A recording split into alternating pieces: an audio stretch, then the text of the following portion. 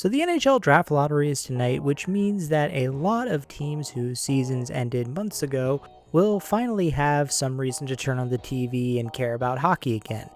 With a draft that is loaded with talented players, including, of course, Gavin McKenna, but also guys like Ivor Stenberg, Carson Carrells, Keaton Vierhoff, among others, the way that the proverbial ping pong balls fall tonight is going to determine the futures of a lot of NHL teams. There are only 11 who could move up to the number 1 overall pick right now.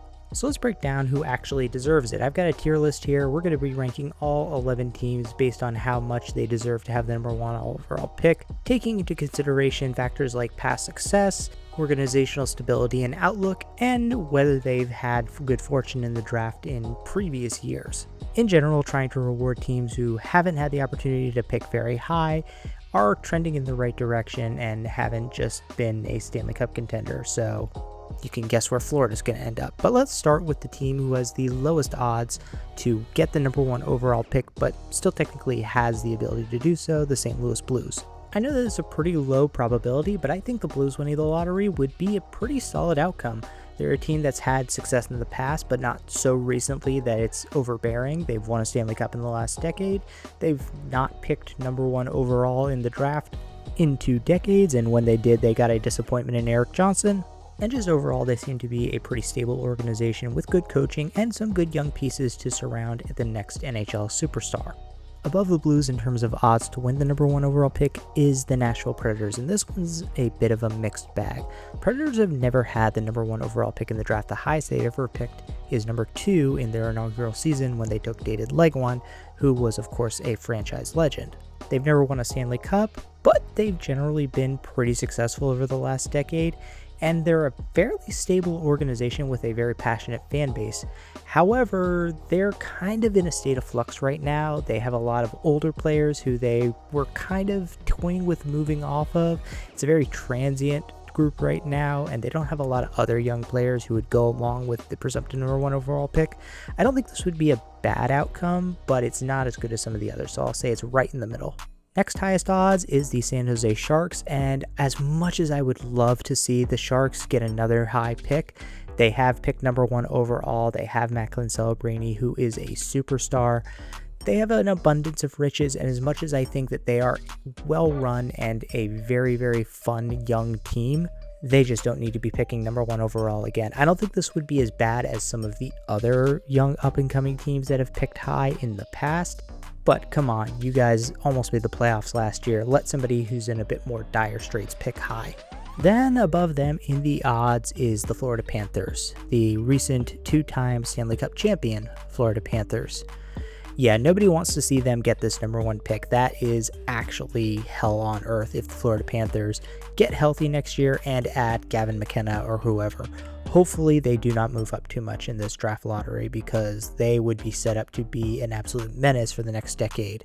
Moving up 1 spot in the odds is the Winnipeg Jets, and now we're getting to the teams that I actually think would be a good fit for a number 1 overall pick. Winnipeg is a year removed from being a President's Trophy winner, but they've never won a Stanley Cup. They have some very good core players on their roster already, guys like Mark Scheifele, Josh Morrissey, Kyle Connor, Gabe Vilardi, Cole Perfetti, all relatively young, and adding an injection of a young superstar would make them even more deadly to go along with their elite goaltender Connor Hellebuck. It would make the Jets instantly a watchable team, and especially for a market that's already lost their team once, giving them some great young hope, it just feels like it would be a win for them. And I think the same could be said for the Seattle Kraken. I know that they just had the number 2 overall pick a few years ago when they took Matty Beniers, and they had a top 5 pick, which was used on Shane Wright, but neither of those guys have really panned out. They need a star in that market if they want to capture some of the fan enthusiasm. It just feels like the Seattle Kraken are always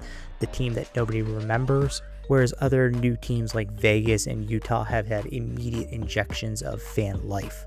And yes, I know you can make the argument that it's not exactly a stable leadership group in Seattle, but they did just make the right call to fire Ron Francis. So hopefully whoever they bring in will actually be able to take the team in a good direction, and getting a young superstar to build around would be a good step in that. The next highest draft lottery odds is the Toronto Maple Leafs, and as much as I feel sympathy for the Maple Leafs, especially after that disaster of a press conference where they introduced John Shaka as their general manager, it just feels like karmically this organization, and I really mean the leadership group, is just so back-ass-wards. They don't deserve to get the number 1 pick this year. Take your lumps, lose a top 10 pick to Boston, and rebuild the right way. You don't deserve to have Kevin McKenna fall into your laps, especially with the state of the organization right now.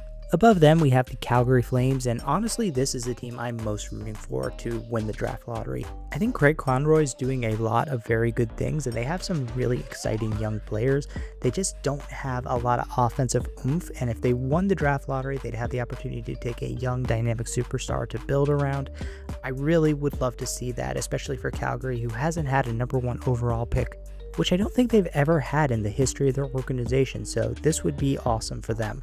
Above them, the New York Rangers, and absolutely not. I have no interest in seeing the Rangers get another number 1 overall pick after they had one where they used to get Alexis Lafreniere. This organization is being run into the ground by James Dolan and Chris Drury, and honestly, do we want to see the city of New York get another young superstar? Not really. With the second highest odds to win the draft lottery, we have the Chicago Blackhawks, and absolutely I do not want to see them win. They already got their superstar of the future in Connor Bedard a few years ago. They've been picking high for a few years now, and unlike teams like the Sharks, they just continue to be absolutely ass. They shouldn't get bailed out by another number 1 overall pick. And finally, with the best odds and the likely team to be picking number 1 overall, we have the Vancouver Canucks, and it does pain me to say this, Vancouver, because the fans in that city are awesome, and the team itself hasn't picked that high in a very, very long time. They actually never got to pick number 1 overall. The fact of the matter is Francesco Aquilini is just an absolute Goomba, and I hate his guts, and the organization is so poorly run. I feel like that's just not fair to a guy like McKenna or Stenberg. One of them is unfortunately probably going to end up being sacrificed to the gulag that is Vancouver right now.